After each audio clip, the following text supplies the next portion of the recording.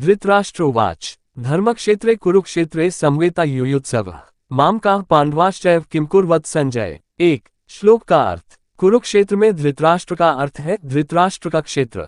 इस क्षेत्र में समवेता युयुत्सवः का अर्थ है युद्ध क्षेत्र में एकत्र संग्राम की इच्छा रखने वाले। मामकाः पांडवाश्चैव का अर्थ है मेरे पुत्र और पांडु के पुत्र भी। और किम कुर्वत संजय का अर्थ है संजय उन्होंने क्या किया। ये श्लोक भगवद गीता का पहला श्लोक है जो महाभारत के युद्ध के भीष्म पर्व के आरंभ में है।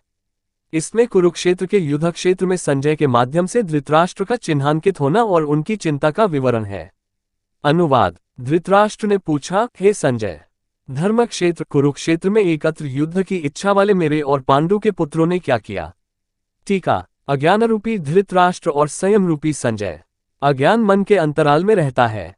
अज्ञान से आवृत मन धृतराष्ट्र जन्मांध है, किंतु संयम रूपी संजय के माध्यम से वह देखता है, सुनता है और समझता है कि परमात्मा ही सत्य है। फिर भी जब तक इससे उत्पन्न मोहरूपी दुर्योधन जीवित है इसकी दृष्टि सदैव कौरवों पर रहती है, विकारों पर ही रहती है।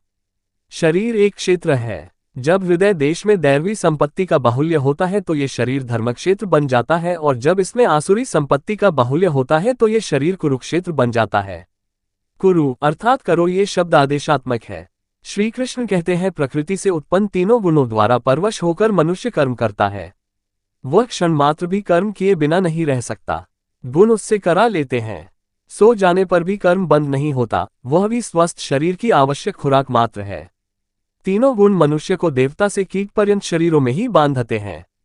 जब तक प्रकृति और प्रकृति से उत्पन्न गुण जीवित है तब तक कुरु लगा रहेगा।